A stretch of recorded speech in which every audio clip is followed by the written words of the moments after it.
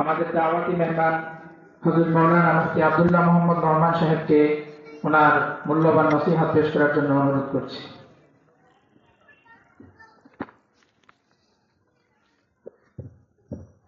আসসালামু আলাইকুম ওয়া রাহমাতুল্লাহি ওয়া বারাকাতুহু।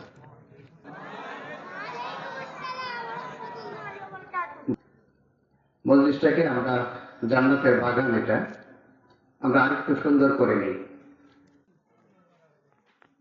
আলহামদুলিল্লাহ আলহামদুলিল্লাহ নাহমাদুহু ওয়া নাস্তাঈনুহু ওয়া নাস্তাগফিরুহু ওয়া নু'মিনু বিহি ওয়া নাতাওয়াক্কালু আলাইহি ওয়া না'উযু বিল্লাহি মিন শুরুরি আনফুসিনা ওয়া মিন সাইয়্যাতি আ'মালিনা।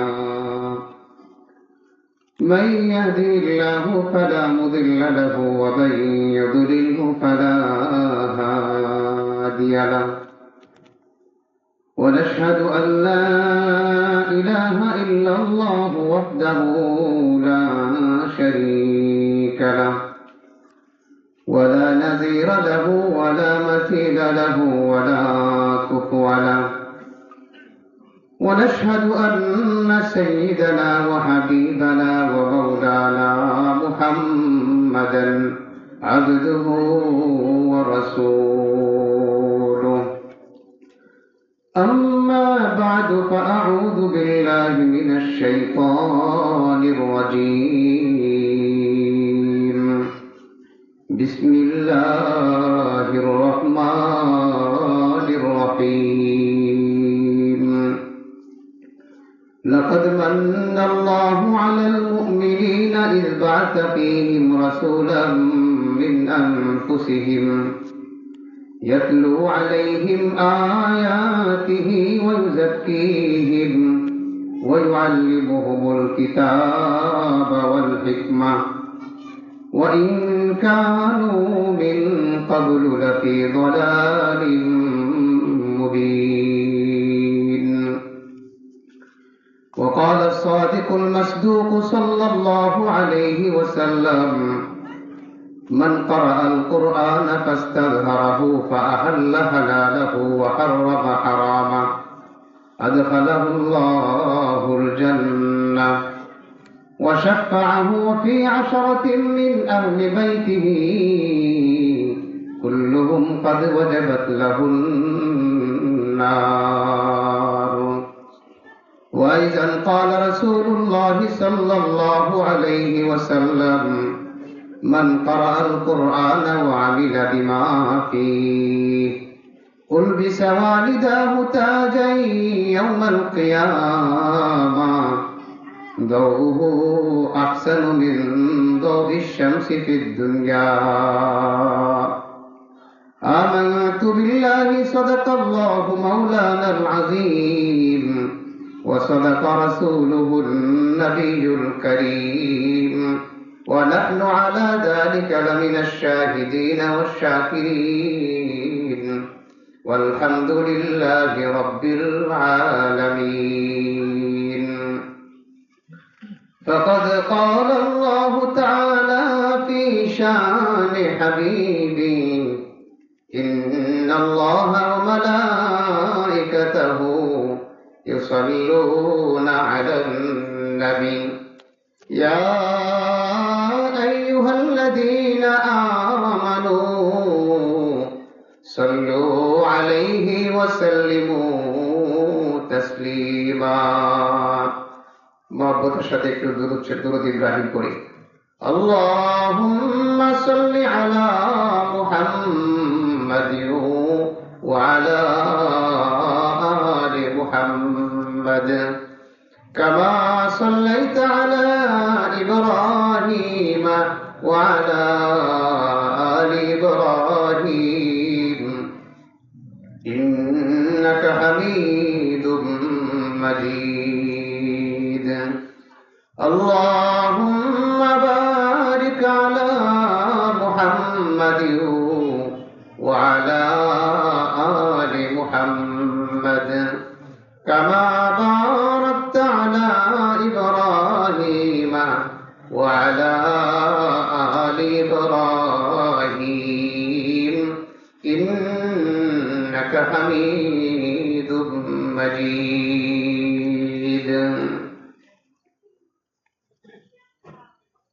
মোরলবাড়ি জামে মসজিদ মাদ্রাসা রওজাতুল কোরআন ইশাআতুল উলুম কিশোরগঞ্জ ও যুব সমাজের উদ্যোগে ওয়াজ ও দোয়া মাহফিলে মোহতারাম সভাপতি, দিগার জাতির সূর্য সন্তান উলামা ইকরাম এবং আমার সামনে উপবিষ্ট আছেন দিনদার ধর্মপ্রাণ মুসলমান ভাইরা ও পর্দার আড়ালে বসে কথা শুনছেন আমার দিনদার মা ও বোনেরা। আমরা সর্বপ্রথমেই মহান আল্লাহ রাব্বুল আলামিনের দরবারে শুকরিয়া আদায় করি, কৃতজ্ঞতা প্রকাশ করি যে আল্লাহ রাব্বুল আলামিন সমাজের অসংখ্য মানুষ থেকে বাছাই করে আল্লাহ তাআলা আপনি আমাকে দিনের এরকম এক মুবারক মজলিসে জান্নাতের বাগানে আসার মতো সুযোগ করে দিয়েছেন, আমাকে আপনাকে কিছু কথা বলার শোনার মতো সুযোগ দিয়েছেন, আমাকে আপনাকে সমাজের অসংখ্য মানুষ থেকে বাছাই করেছেন। এই জন্যে প্রাণ খুলে উচ্চ কণ্ঠে কালিমাতুল শুকর আদায় করে আলহামদুলিল্লাহ। মোহতারাম হাজিরিন, 3টা প্রতিষ্ঠানের উদ্যোগে এই মাহফিলটি অনুষ্ঠিত হচ্ছে। এর মধ্যে 2টা প্রতিষ্ঠান কওমি মাদ্রাসা, 2টা কওমি মাদ্রাসার উদ্যোগে আজকের এই মাহফিল অনুষ্ঠিত হচ্ছে। তো আমরা সকলেই কওমি মাদ্রাসাকে মোহাব্বত করি, মাদ্রাসার উলামা তালিবে ইলমকে মোহাব্বত করি। আমরা মাদ্রাসায় বিভিন্ন সময়ে সময়ে আমরা দান খায়রাত সাহায্য সহযোগিতা আমরা করে থাকি, মনে প্রাণে আমরা মোহাব্বত করি, ভালোবাসি। অনেকেই আমরা আমাদের সন্তানদেরকে মাদ্রাসায় পড়াই। একটা শিক্ষাবর্ষের প্রায় শেষ পর্যায়ে আমরা আছি। ডিসেম্বর জানুয়ারিতে নতুন শিক্ষাবর্ষ শুরু হয়। অনেকেই হয়তো আমরা নিয়ত করেছি আমরা আমাদের আগামী প্রজন্মকে, নিজের সন্তানকে, আদরের দুলালকে কওমি মাদ্রাসায় পড়াবো। অথবা কেউ কেউ হয়তো দ্বিধাদ্বন্দ্বের মধ্যে আছেন যে কোন প্রতিষ্ঠানে আপনার সন্তানকে পড়াবেন, কোন প্রতিষ্ঠানে পড়ালে আপনার সন্তানের ভবিষ্যৎ উজ্জ্বল হবে, আপনার ভবিষ্যৎ উজ্জ্বল হবে, আপনার সুনাম সুখ্যাতি বাড়বে, দুনিয়া আখিরাতে কল্যাণ হবে।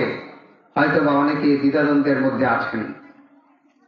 পাশাপাশি আরেকটা বিষয় আমি খেয়াল করলাম, এই মাদ্রাসায় আসার পরে হুজুরকে আমি জিজ্ঞেস করলাম এখানে ছাত্র সংখ্যা কতজন। তো ছাত্র সংখ্যাটা শুনে আমার বড় কষ্ট লাগলো। একটা এলাকার মধ্যে একটা মাদ্রাসা মাত্র 9-10 জন ছাত্র, এটা আফসোসের বিষয়। এজন্যে বেশ কিছু কারণে আজকে আমি ইচ্ছা করেছি, যেহেতু এটা দুইটা কওমি মাদ্রাসার উদ্যোগে মাহফিলটা হচ্ছে, একটা মাদ্রাসার সামনে বসে আমরা আলোচনা করছি, শুনছি, এবং এটা কওমি মাদ্রাসা। আমরা অনেকেই হয়তোবা জানি না কওমি মাদ্রাসা কি, তার অবদান কি, এই প্রতিষ্ঠান এর প্রয়োজনীয়তা কি, মাদ্রাসায় কি পড়ানো হয়, আমাদের বাস্তব জীবনে এর কতটুকু প্রয়োজনীয়তা,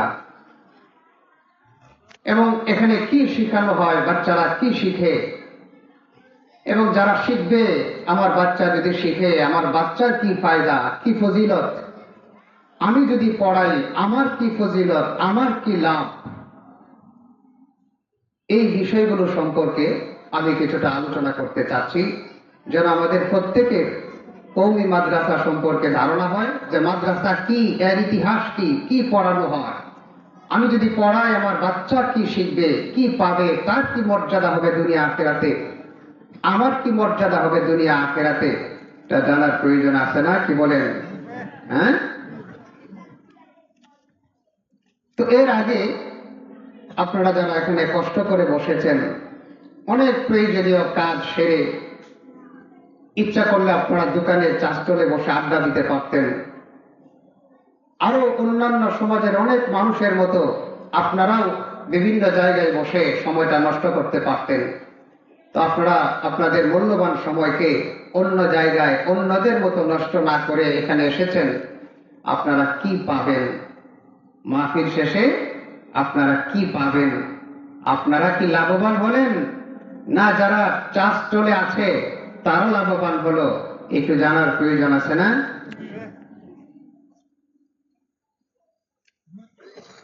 যারা বাইরে আছে তাদের সংখ্যাটা বেশি, না আমরা এখানে যারা আছি আমাদের সংখ্যাটা বেশি? বলেন তো। হ্যাঁ, শুধু বেশি না বহুগুণ বেশি? এবং আমরা যারা এখানে আছি সমাজের চোখে মানুষ মনে করে আমরা আমাদেরকে একটু বোকা শোকা, ঠিক না? যারা একটু কম বুঝে এরা একটু এইদিকে এসে বসে, আর যারা একটু সমাজে বুদ্ধিমান, এলিট পার্সন, নিজেদেরকে বুদ্ধিমান মনে করে এরা এই সকল জায়গায় সামিয়ানার নিচে এসে বসে না। আসলে হাদিসের ভাষায় যারা আপনারা এখানে এসেছেন, দুনিয়ার দৃষ্টিতে আপনাদেরকে একটু বোকা শোকা মনে হলেও, দুনিয়ার দৃষ্টিতে দাম না থাকলেও আল্লাহর কাছে আপনাদের অনেক দাম। আর হাদিসের ভাষায় আপনারা অনেক বুদ্ধিমান। আর যারা নিজেদেরকে বুদ্ধিমান মনে করে এই দিন মসজিদগুলো থেকে দূরে থাকে, হাদিসের ভাষায় ওরা হলো বোকা, ওরা বোকা। তো আমি আপনাদেরকে আমার মূল বিষয়ে যাওয়ার আগে একটা হাদিস, আমি বুখারী শরীফ থেকে একটা হাদিস আমি আপনাদেরকে শোনাই। قال رسول الله صلى الله عليه وسلم إن لله ملائكة يطوفون في الطرق يلتمسون أهل الذكر। এই হাদিসটা বুখারী শরীফের বাবু ফাজলি যিকরিল্লাহর মধ্যে এসেছে। নবীজি সাল্লাল্লাহু আলাইহি ওয়াসাল্লাম বলেন, ইন্না লিল্লাহি মালাইকাতান ইয়াতুফুনা ফিত তুরুক। আল্লাহ রাব্বুল আলামিনের একদল ফেরেশতা আছে যারা ইয়াতুফুনা ফিত তুরুক, রাস্তাঘাটে ঘুরে বেড়ায়, পথে ঘাটে ঘুরে, জমিনের বিভিন্ন জায়গায় প্রান্তরে ঘুরে। ইয়ালতামিসুনা আহলা যিকর, তারা আল্লাহর জিকিরকারীদেরকে তালাশ করে। কারা আল্লাহর জিকির করে? দ্বীনি মজলিসে কারা বসে? ফেরেশতারা তালাশ করে খুঁজে বেড়ায়। ফাইদা ওয়াজাদু কওমান, যখন তারা কোনো কওমকে, কোনো দলকে যখন তারা পেয়ে যায়, ইয়াযকুরুনাল্লাহ আযজা ওয়া জাল্লা, আল্লাহর জিকির করে, দ্বীনের কথা বলে, দ্বীনের কথা শুনে, দ্বীনি মজলিসে বসে। তানাদাউ হালুম্মু ইলা হাজাতিকুম, একজন আরেকজনকে ডাকতে থাকে, ও ফেরেশতারা তোমরা চলে আসো, আমরা পেয়ে গেছি। যারা পাওয়া যায় তারা অন্যদেরকে ডাকতে থাকে, আসো আমরা পেয়ে গেছি। ফায়াহুফুনাহুম বিআজনিহাতিহিম ইলাস সামাঈদ দুনিয়া, এই ফেরেশতারা একজন আরেকজনের উপরে ভর করে আসমান পর্যন্ত পৌঁছে যায়। ফায়াসআলুহুম রাব্বুহুম, আল্লাহ রাব্বুল আলামিন তাদেরকে জিজ্ঞাসা করেন, ওয়া হুয়া আ'লামু বিনহুম, আল্লাহ তো ভালো করেই জানেন। জানেন না? আমরা যেখানে বসছি আল্লাহ জানেন না? এরপরও ফেরেশতাদেরকে জিজ্ঞেস করেন, মাযা ইয়াকুলু ইবাদি, ও ফেরেশতারা আমার বান্দারা কি বলে? ফেরেশতারা বলে, ইউসাব্বিহুনাক ওয়া ইউকাব্বিরুনাক ওয়া ইউহাম্মিদুনাক ওয়া ইউমাজ্জিদুনাক। ও আল্লাহ, তোমার এই বান্দারা ইউসাব্বিহুনাকা, তোমার তাসবিহ বলে, সুবহানাল্লাহ বলে। বলেন সুবহানাল্লাহ, বলেন সুবহানাল্লাহ। ওয়া ইউকাব্বিরুনাক, ও আল্লাহ তোমার এই বান্দারা তোমার তাকবীর আল্লাহু আকবার বলে। বলেন আল্লাহু আকবার, আল্লাহু আকবার বলে। ওয়া ইউহাম্মিদুনাক, ও আল্লাহ তোমার বান্দারা ইউহাম্মিদুনাকা, তোমার তাসবিহ আলহামদুলিল্লাহ পড়ে, তোমার শুকরিয়া আদায় করে আলহামদুলিল্লাহ পড়ে। বলেন আলহামদুলিল্লাহ, আলহামদুলিল্লাহ। ওয়া ইউমাজ্জিদুনাকা, তোমার প্রশংসা করে। আল্লাহ রাব্বুল আলামিন জিজ্ঞেস করেন, হাল রাআউনি, ও আমার ফেরেশতারা এরা কি আমাকে দেখেছে নাকি? قال لا والله ما رأوك না না আল্লাহ এরা কেউ তোমারে দেখে নাই, তোমারে কেউ দেখে নাই। আমরা দেখছি? হ্যাঁ, আমরা কেউ দেখি নাই। আল্লাহ জিজ্ঞেস করেন কাইফা লাউ রাআনি, এরা যদি আমাকে দেখতো তাহলে তাদের অবস্থাটা কি হতো? ফেরেশতারা বলে আল্লাহ এরা যদি তোমাকে দেখতো তাহলে আরো বেশি তাসবিহ সুবহানাল্লাহ পড়তো, আরো বেশি আল্লাহু আকবার পড়তো, আরো বেশি আলহামদুলিল্লাহ পড়তো। এরপর আল্লাহ বলেন মাযা তাসআলুনি ইয়াসআলুনি, এরা আমার কাছে কি চায়? এই বান্দারা যারা বসছে এরা আমার কাছে কি চায়? ফেরেশতারা বলে ইয়াসআলুনাকাল জান্নাহ, ও আল্লাহ এই বান্দারা তোমার কাছে জান্নাত চায়। আমরা কি চাই? জোরে বলেন কি চাই আমরা? নাকি এখানে মাহফিলের পরে তাবারুক আছে? হ্যাঁ, 500 টাকা হাদিয়া আছে, কিছুদিন পরে আসবে না? আরে বুঝেন নাই, আইতাছে না নির্বাচন, গেলেই খাম দিবে না, টাকা দিবে, টাকা না দিলে কেউ যাবে না। এখানে আছে কিছু? হ্যাঁ, অনুষ্ঠানের পরে কোনো কাম আছে? নোট আছে? নাই। তো আমরা কি জন্য আসছি এখানে? আল্লাহর কাছে আমরা কি চাই? জান্নাত চাই।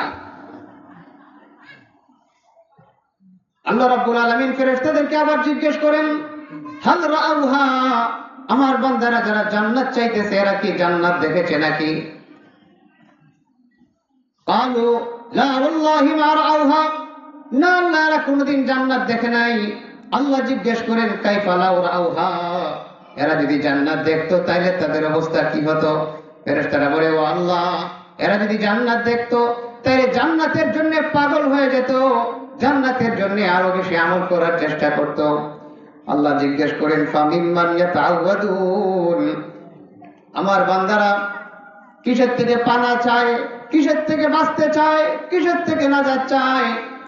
ফেরেশতারা বলেন ইয়াতাআওয়াদুনা মিনান নার, ও আল্লাহ তোমার বান্দারা জাহান্নাম থেকে মুক্তি চায়। আমরা কি চাই? জান্নাত চাই আর জাহান্নাম থেকে মুক্তি চাই। আল্লাহ বলেন হাল রাআউহা, এরা কি জাহান্নাম দেখেছে?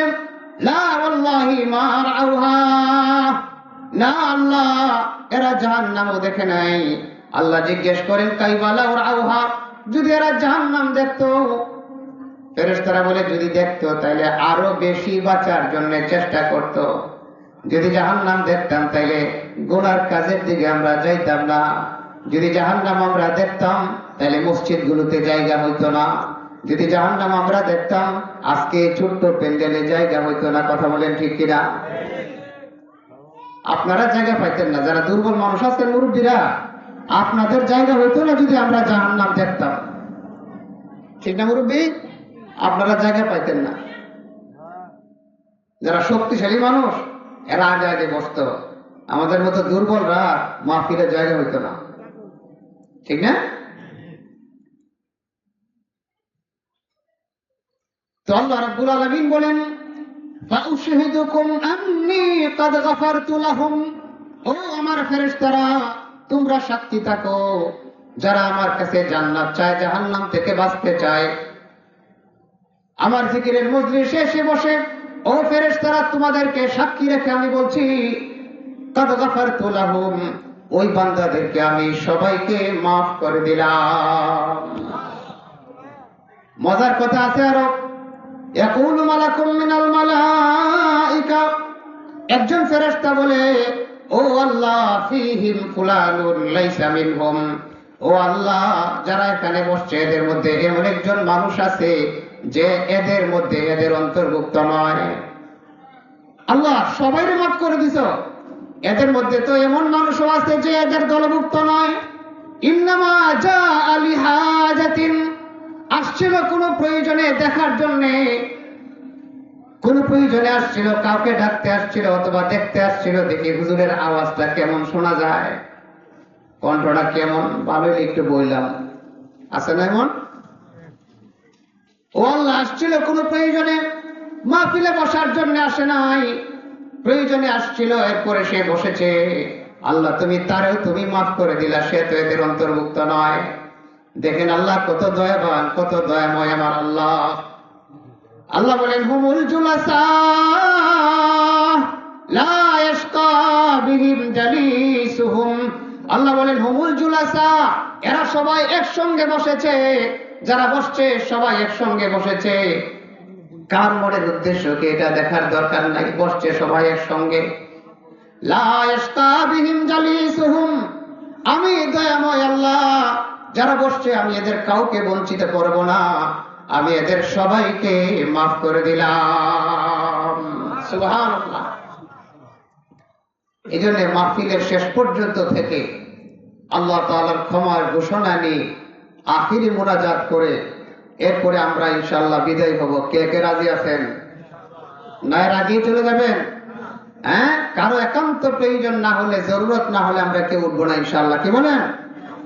ইনশাআল্লাহ। তো আমি বলেছিলাম আমি আলোচনা করব কওমি মাদ্রাসার কিছু বিষয় নিয়ে। তো কওমি মাদ্রাসা কাকে বলে প্রথমে আমরা একটু জানি। কওমি মাদ্রাসা, কওমি শব্দের অর্থ হলো জাতীয়। ভালো করে একটু বুঝেন, আমরা পুরো মাদ্রাসার ইতিহাসটা একটু সম্পর্কে ভালো করে জানি। মাদ্রাসার কিছু ছাত্র আছে এখানে, কিছু শিক্ষিত ভাইরাও আছেন। কওমি শব্দের অর্থ হলো জাতীয়, মাদ্রাসা মানে শিক্ষা প্রতিষ্ঠান। তো কওমি মাদ্রাসার অর্থ হলো জাতীয় শিক্ষা প্রতিষ্ঠান। তো তার মানে যে প্রতিষ্ঠানগুলো জনগণের সাহায্য সহযোগিতায়, জনগণের অর্থ কড়ি দিয়ে, জনগণের ঈমান, আকীদা, তাহযীব, তামাদ্দুন, সভ্যতা, সংস্কৃতির হেফাজতের লক্ষ্যে দেশ জাতিকে, সমগ্র মুসলমানকে সব ধরনের অপসংস্কৃতি থেকে হেফাজতের লক্ষ্যে যে প্রতিষ্ঠান গঠিত হয় তার নামই কওমি মাদ্রাসা। জনগণের সাহায্য সহযোগিতায় গঠিত হয়। আচ্ছা বলেন, এই যে আপনাদের এখানে মাদ্রাসা আছে, সরকারি অনুদান আছে না আপনারা চালান? হ্যাঁ, সমস্ত মাদ্রাসাগুলো জনগণের 10 জনের পয়সায়, রিক্সাওয়ালার পয়সায়, খেটে খাওয়া মানুষের পয়সায়, গরিব মানুষের পয়সায় চলে, সরকারি অনুদানের পয়সায় চলে না। আর এই মাদ্রাসাগুলো গঠিত হওয়ার পিছনে লক্ষ্য হলো এই মুসলিম মিল্লাতের ঈমান, আকীদা, তাহযীব, তামাদ্দুন, সভ্যতা, সংস্কৃতি কি করে রক্ষা হয় এবং এই জাতিকে কি করে সব ধরনের অপসংস্কৃতি থেকে বাঁচানো যায়, এই জন্যে কওমি মাদ্রাসাগুলো গঠিত হয়। এবার সংক্ষেপে কওমি মাদ্রাসা আমাদের পর্যন্ত কি করে আসছে একটু সংক্ষেপে একটু ইতিহাসটা শোনাই, এরপরে আমরা অন্য আলোচনার দিকে যাব।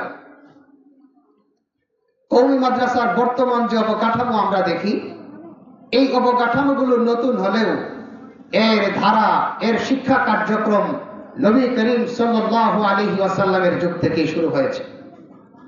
নবীজি সাল্লাল্লাহু আলাইহি ওয়াসাল্লাম যখন মক্কায় ছিলেন, যারা মুসলমান হতেন তাদের দ্বীনি তালিম তরবিয়তের জন্য হযরত আরকাম ইবনে আবিল আরকাম রাদিয়াল্লাহু তাআলা আনহুর বাড়িতে নবীজি তালিম তরবিয়তের জন্য মাদ্রাসা প্রতিষ্ঠা করেন। এটাই ছিল ইসলামের ইতিহাসে প্রথম মাদ্রাসা, দারুল আরকাম, হযরত আরকাম ইবনে আবিল আরকাম রাদিয়াল্লাহু তাআলা আনহুর বাড়ি।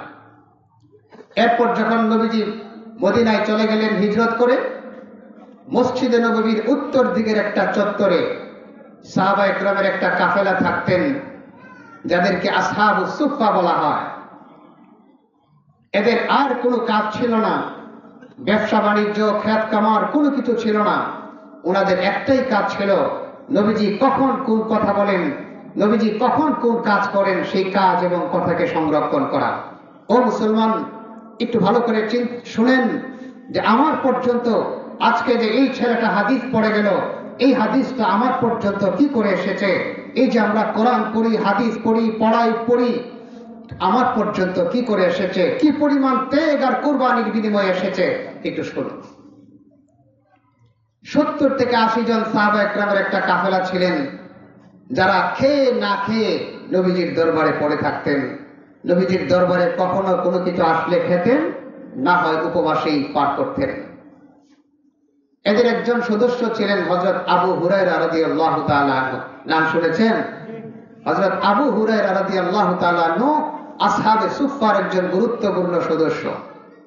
তিনি বলেছেন, আসহাবে সুফফার সদস্য যারা ছিলেন তাদের অবস্থাটা, বাহ্যিক অবস্থাটা এতটা শোচনীয় ছিল, পরনে ভালো কোনো কাপড় ছিল না, গায়ে ভালো কোনো কাপড় ছিল না, পোশাক ছিল না, জীর্ণ শীর্ণ ছিল তাদের অবস্থা। তো আবু হুরায়রা রাদিয়াল্লাহু তাআলা আনহু নিজের অবস্থায় বর্ণনা করেন যে আমি আবু হুরায়রার অবস্থা ছিল এরকম যে মাঝে মধ্যে আমি বেহুশ হয়ে যেতাম। কিসের কারণে? ক্ষুধার যাতনায় আমি বেহুশ হয়ে যেতাম। আর আমি যখন বেহুশ হয়ে যেতাম মানুষ মনে করত যে আমার মৃগী রোগ হয়েছে। আগে এটা ছিল না, মৃগী রোগ হইতো। মৃগী রোগ হইলে মানুষে কি করত? হ্যাঁ বলেন, কি করত? কেউ পা আগায় নিয়ে আসতো, কেউ জুতা নিয়ে আসতো, মনে করতো আমার মৃগী বেমার হয়েছে। আসলে আমার কোনো বেমার ছিল না, রোগ বালাই ছিল না। আমার একটাই সমস্যা ছিল, সেটা ছিল ক্ষুধার যাতনা, ক্ষুধার যন্ত্রণা। ক্ষুধার যন্ত্রণায় আমি বেহুশ হয়ে যেতাম। এরপরেও নবীজি সাল্লাল্লাহু আলাইহি ওয়াসাল্লামের দরবারে আমি পড়ে থাকতাম। একটাই উদ্দেশ্য ছিল, নবীজির কোনো কথা, নবীজির কোনো কাজ যেন আমার থেকে ছুটে না যায়। আমার আনসারী ভাইদের, অন্য সাহাবীদের এদের ক্ষেত খামার ছিল, মুহাজির ভাইদের তাদের ব্যবসা বাণিজ্য ছিল, তারা ব্যবসা বাণিজ্য করতেন, ক্ষেত খামারে ব্যস্ত থাকতেন, আর আমি নবীজির দরবারে পড়ে থাকতাম। এই জন্য হযরত আবু হুরায়রা রাদিয়াল্লাহু তাআলা আনহু থেকে সবচেয়ে বেশি হাদিস বর্ণিত হয়েছে। 5374টা হাদিস একাই হযরত আবু হুরায়রা রাদিয়াল্লাহু তাআলা আনহু বর্ণনা করেছেন। বলে সুবহানাল্লাহ। এমনি এমনি আমাদের পর্যন্ত আসে নাই। আবু হুরায়রা খেয়ে না খেয়ে পড়ে থাকতেন।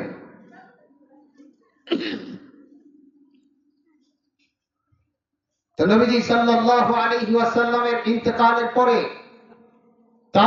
তাবিঈন, তাবিঈন, আইম্মায়ে মুজতাহিদিন, সালফে সালেহিন তারা সকলেই এই মাদ্রাসার ধারাবাহিকতা, শিক্ষা, তালিম, তারবিয়তের ধারাবাহিকতা বজায় রেখেছেন। খানকা কেন্দ্রিক, মসজিদ কেন্দ্রিক, ব্যক্তি কেন্দ্রিক মাদ্রাসা পরিচালিত হতে থাকে। আমাদের ভারত উপমহাদেশেও ব্যাপকভাবে মাদ্রাসা প্রতিষ্ঠা হয়। 1204 ইংরেজিতে ইখতিয়ার উদ্দিন মুহাম্মদ বিন বখতিয়ার খিলজি যখন বাংলা জয় করেন তখন রংপুরে মাদ্রাসা প্রতিষ্ঠা করেন। 1204 খ্রিস্টাব্দে, আরো 800 বছর আগে। শুধু তাই নয়, বাদশাহ আলমগীর নাম শুনেছেন? আওরঙ্গজেব এই ভারত উপমহাদেশ মুসলমান 7 থেকে 800 বছর পর্যন্ত শাসন করেছে। এর মধ্যে একজন উল্লেখযোগ্য শাসক যিনি 50 বছর শাসন করেছেন, বাদশাহ আলমগীর। ওনার সময়ে এদেশে হাজার হাজার মাদ্রাসা প্রতিষ্ঠা হয়। যে মাদ্রাসাগুলোর প্রতিটা মাদ্রাসার ওয়াকফ সম্পত্তি ছিল, যে সম্পত্তিগুলো দিয়ে মাদ্রাসা পরিচালিত হতো। মাদ্রাসার সংখ্যা কি পরিমাণ ছিল আপনারা শুনলে আশ্চর্য হবেন। মুসলিম শাসনামলে এই ভারত উপমহাদেশে মাদ্রাসার সংখ্যা ছিল 80,000। কত হাজার? 80,000 মাদ্রাসা ছিল। ইংরেজ ঐতিহাসিক লেখক উইলিয়াম হান্টার, সে তার বই দ্য ইন্ডিয়ান মুসলিমস, এই বইয়ে সে লিখেছে, মুসলমানদের শাসনামলে ইংরেজরা এদেশে আসার আগে প্রতি 80 জন মুসলমানের জন্য একটা মাদ্রাসা ছিল। কত জনের জন্য? প্রতি 80 জনের জন্য একটা মাদ্রাসা ছিল। তাহলে বলেন, বর্তমানে আমাদের মাদ্রাসার সংখ্যা যে পরিমাণ, প্রতি 80 জনে একটা করে হবে? প্রতি 80 জনে একটা হবে? আপনাদের এই এলাকায় মাদ্রাসা একটা, এলাকায় ঘর, ফ্যামিলি আছে, সদস্য আছে কি পরিমাণ? অনেক। এরপরেও কিছু মানুষের ঘুম নাই যে মাদ্রাসার সংখ্যা বেশি হয়ে যাচ্ছে, আছে না? কিছু মানুষ বিদ্রুপ করে বলে মাদ্রাসা ব্যাঙের ছাতার মতো গজে উঠেছে। আমরা বলতে চাই, মাদ্রাসা ব্যাঙের ছাতার মতো গজে উঠে না। এদেশের মুসলিম উম্মতের তাহজিব তামাদ্দুন সভ্যতা কৃষ্টি কালচারের হেফাজতের জন্য সাধারণ মানুষের কষ্টার্জিত পয়সা দিয়ে খেটে খাওয়া মানুষের অর্থ দিয়ে মাদ্রাসাগুলো প্রতিষ্ঠা হয়, ব্যাঙের ছাতার মতো গজে ওঠে না। সাধারণ মানুষের কষ্টার্জিত পয়সা দিয়ে মাদ্রাসাগুলো তিল তিল করে গড়ে ওঠে। কি বলে ঠিক না? যতদিন পর্যন্ত প্রতি 80 জনের জন্য একটা মাদ্রাসা না হবে, ততদিন পর্যন্ত মাদ্রাসা হওয়া দরকার, আরো বেশি হওয়া দরকার।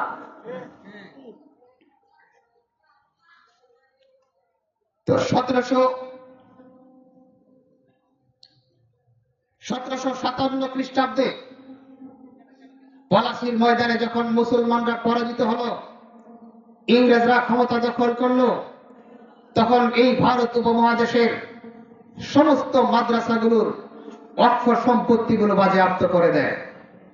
অক্ষ সম্পত্তিগুলো যখন বাজেয়াপ্ত হয়ে যায়, দেশের হাজারো হাজার মাদ্রাসা অটোমেটিক বন্ধ হয়ে যায়। তো ওই দখলদার ইংরেজরা চিন্তা করলো, এদেশের মানুষকে যদি শাসন করতে হয়, শোষণ করতে হয়, তাহলে মানুষের ইসলামী মূল্যবোধকে নষ্ট করতে হবে। কারণ এদেশের মানুষের ইসলামী মূল্যবোধ যতদিন জাগ্রত থাকবে, ততদিন এদেরকে শাসন করার, শোষণ করা সম্ভব হবে না। এই জন্য তারা 2টা পদক্ষেপ গ্রহণ করলো। একটা পদক্ষেপ হলো তারা বিকল্প শিক্ষা ব্যবস্থা চালু করলো। 1835 খ্রিস্টাব্দে লর্ড ম্যাকলে কলকাতায় এক ভাষণে সে বলল, আমরা এই ভারতীয়দের জন্য এমন এক শিক্ষা ব্যবস্থা চালু করলাম, যে শিক্ষা ব্যবস্থায় শিক্ষিত হওয়ার পরে এই ভারত উপমহাদেশের মানুষ রক্তে মাংসে ভারতীয় হলেও এরা আচার আচরণে, সভ্যতা, কৃষ্টি কালচারে এক একজন হবে খাঁটি ইংরেজ।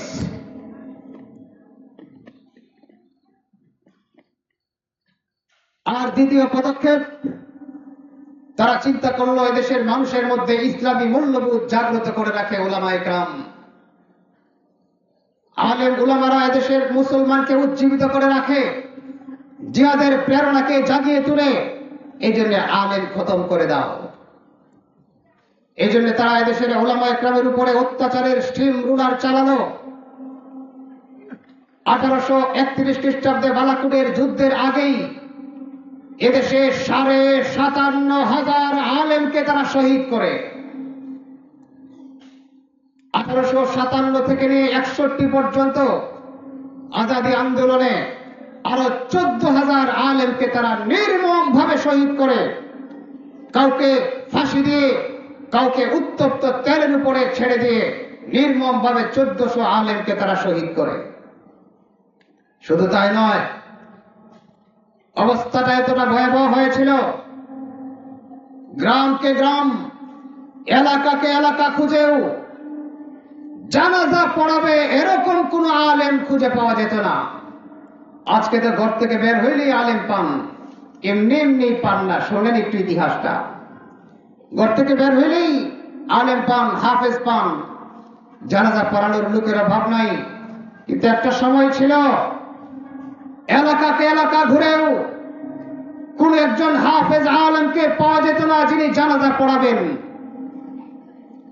দিল্লির চাঁদনি চক থেকে খাইরাবাদ পর্যন্ত 14 কিলোমিটার রাস্তা, রাস্তার দুপাশের এমন কোন গাছ বাকি ছিল না যে গাছের মধ্যে একজন আলেমের লাশ ঝুলানো হয় নাই, এমন কোন গাছ বাকি ছিল না।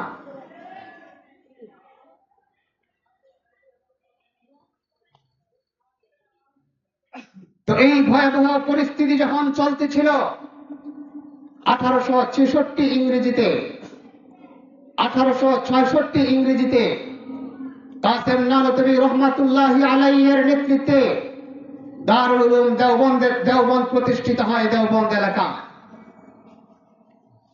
এবং কাসেম নানতবী রহমাতুল্লাহি আলাইহি দারুল উলুম দেওবন্দ প্রতিষ্ঠা করার পরে ইংরেজদের মোকাবেলায় ঘোষণা করলেন, ইংরেজদের শিক্ষা ব্যবস্থার পরিবর্তে আমরা মুসলিম মিল্লাতের জন্য এমন এক শিক্ষা ব্যবস্থা চালু করব, যে শিক্ষা ব্যবস্থায় শিক্ষিত হওয়ার পরে একজন ভারতীয় সন্তান রক্তে মাংসে সে ভারতীয় হবে, রক্তে মাংসে বাংলাদেশী হবে, রক্তে মাংসে ইন্ডিয়ান হবে, কিন্তু এই শিক্ষা ব্যবস্থায় শিক্ষিত হওয়ার পরে সে আচার আচরণে, সভ্যতায়, সংস্কৃতিতে, ঈমান আকীদায় সে হবে সোনার মদিনার,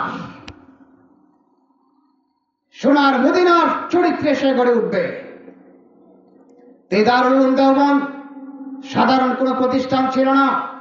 কাসেম নানুতুবি রহমাতুল্লাহি আলাইহি যখন মাদ্রাসা করার পরিকল্পনা করেন, তিনি স্বপ্নে দেখেন নবীজি সাল্লাল্লাহু আলাইহি ওয়াসাল্লাম কাসেম নানুতুবিকে এসে বলছেন, কাসেম, তুমি তোমার মাদ্রাসার ভিত্তিপ্রস্তর এখানে করো। এবং নবীজি লাঠির ইশারা দিয়ে মাদ্রাসার পরিধি পুরাটা দেখিয়ে দিলেন। কাসেম নানুতুবি রহমাতুল্লাহি আলাইহি সকাল বেলায় উঠে নবীজির লাঠির ইশারার দাগ দেখতে পেলেন। সুবহানাল্লাহ। নবীজির ইশারা করা মাদ্রাসা। সকাল বেলায় হাফেজ আবেদ হাসান রহমাতুল্লাহি আলাইহি বের হলেন, মাদ্রাসা করবেন, পয়সার দরকার।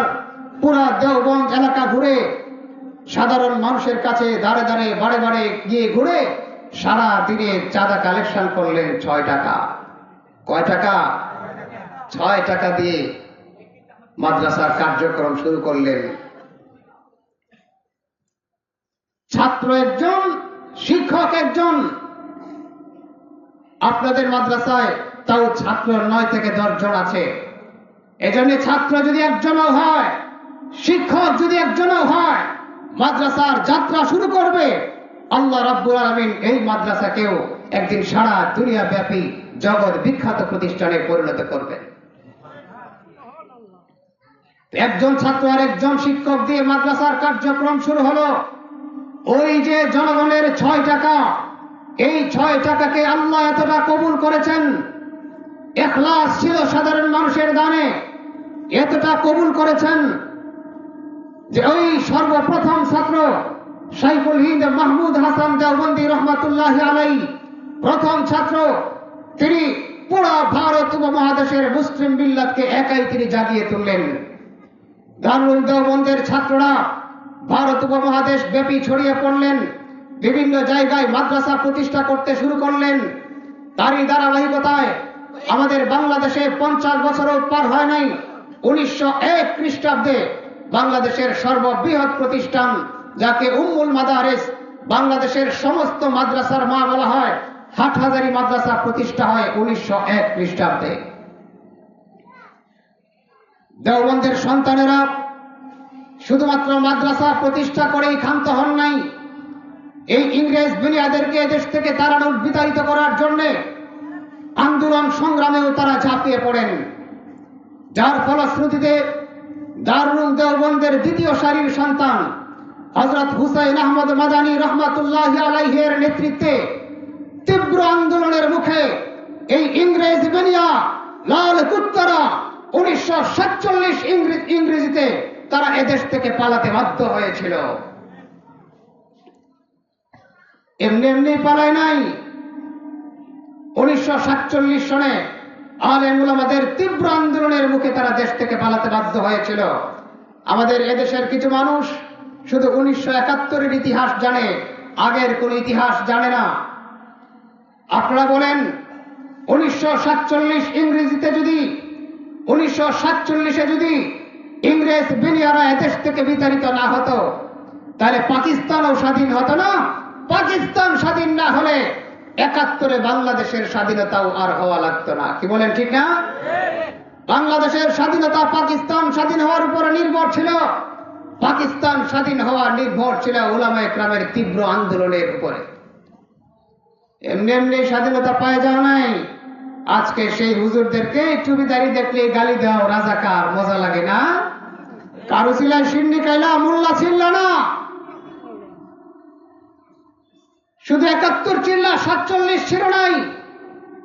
1803 ইংরেজিতে, 1803 খ্রিস্টাব্দে শাহ আব্দুল আজিজ মুহাদ্দিসে দেহলভী রহমাতুল্লাহি আলাইহি ঘোষণা করলেন ইংরেজদের বিরুদ্ধে যুদ্ধ করা ফরজ। ফতোয়ার কারণে সাধারণ মুসলমানেরা সব উদ্বুদ্ধ হয়ে ইংরেজদের বিরুদ্ধে যুদ্ধে ঝাঁপিয়ে পড়েছিল। তার ফতোয়ার ফলশ্রুতিতে 47-এ ইংরেজরা বিতাড়িত হয়, পাকিস্তান স্বাধীন হয়, পরবর্তীতে 1971-এ আমরা স্বাধীন হই। তো আমরা সারা বাংলাদেশে যত কওমি মাদ্রাসাগুলো দেখি, এই কওমি মাদ্রাসাগুলো দারুল উলুম দেওবন্দের সন্তান। আপনাদের এই মাদ্রাসাও দারুল উলুম দেওবন্দের একটা শাখা। এই সংক্ষিপ্ত ইতিহাস বললাম মাদ্রাসা আমাদের পর্যন্ত কি করে আসলো। এবার আসুন এই মাদ্রাসাগুলোতে কি পড়ানো হয়, তাদের মিশন কি।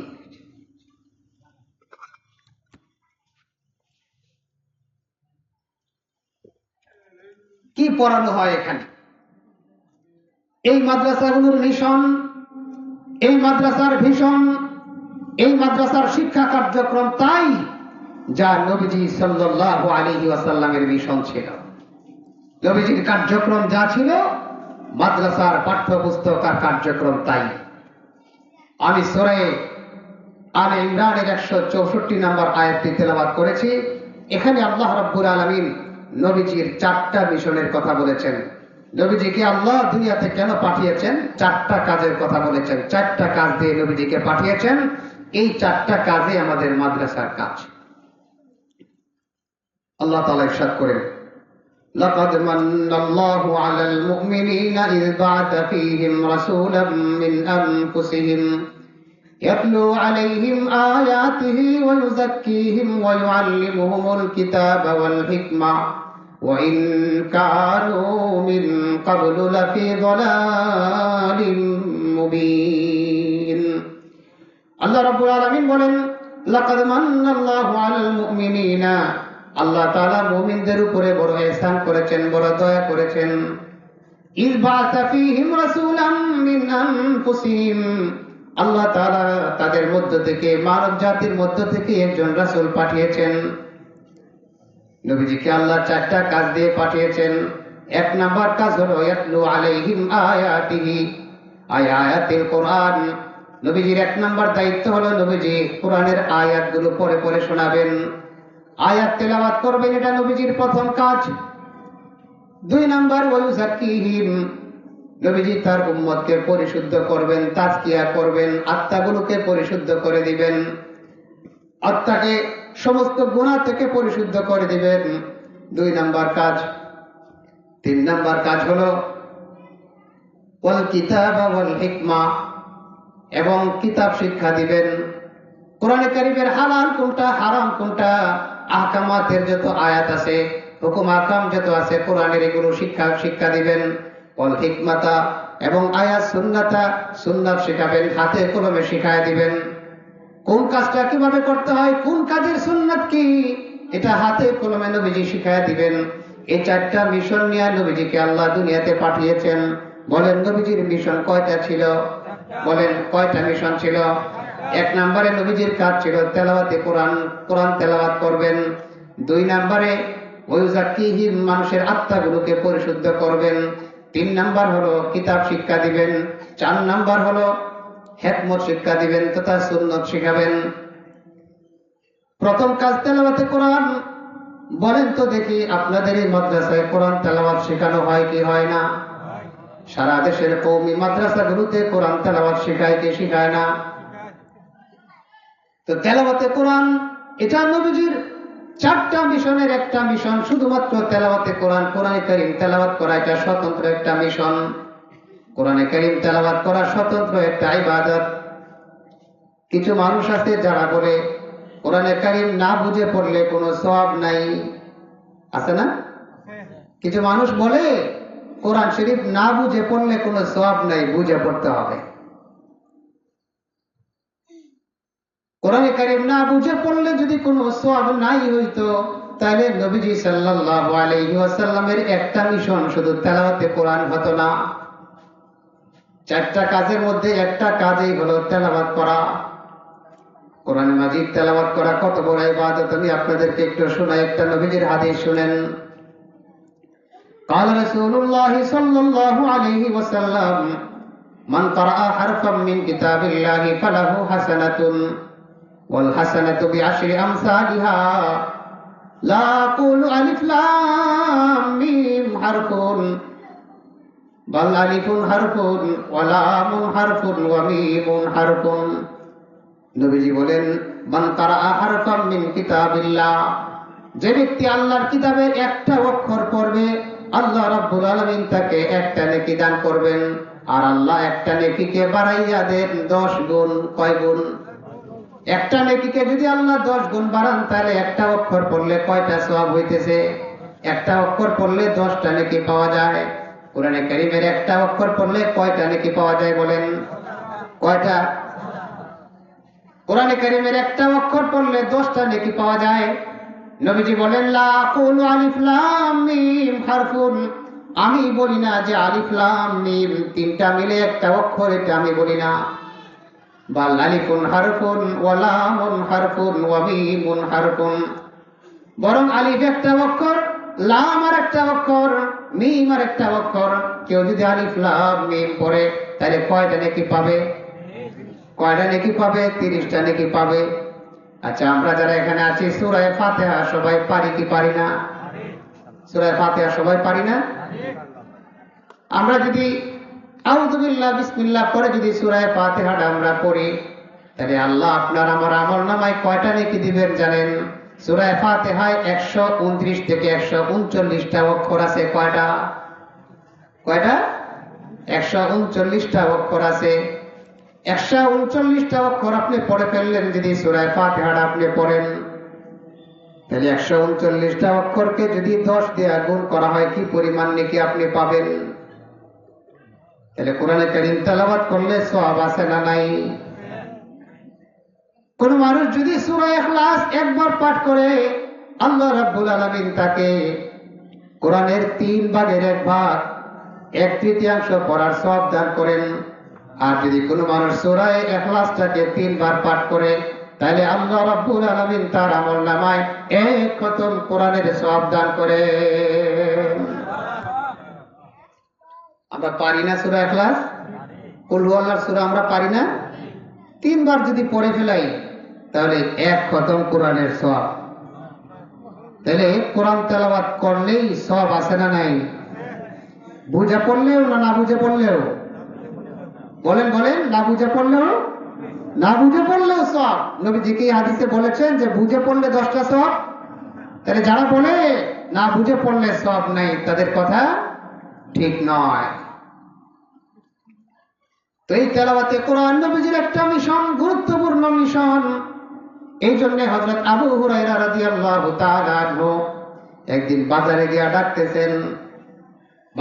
ডাকতেছেন, আবু হুরায়রা, এই তোমরা আসো, নবীজির মিরাজ বন্টন করা হইতেছে, নবীজির সম্পদ বন্টন করা হইতেছে মসজিদে। সবাই দৌড়ায় গেছে, আরে নবীজির সম্পদ বন্টন করা হইতেছে। আমরা তো সম্পদ শুনলেই মনে করি কি টাকা পয়সা, ঠিক না? টাকা ছাড়া আমরা বুঝি কিছু? হ্যাঁ, টাকা ছাড়া আমরা বুঝি না কিছু। কি কও? সবাই মনে করছে নবীজির কোন সম্পদ বন্টন করা হবে, সবাই দৌড়ায় মসজিদে গেছে।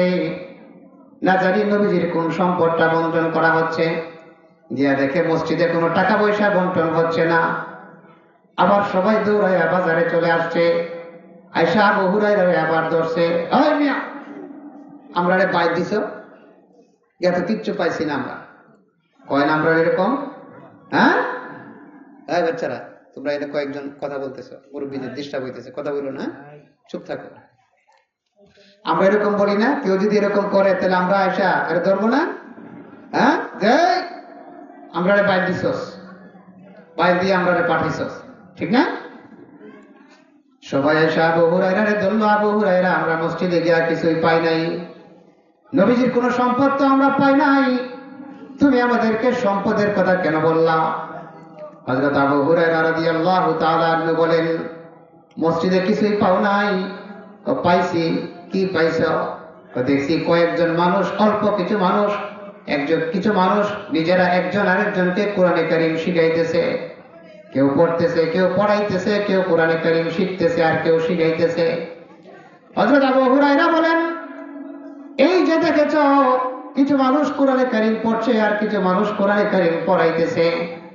ওই যে কোরআন তেলাওয়াত শিখছে আর শিখাইতেছে, এটাই নবীজির মিরাস।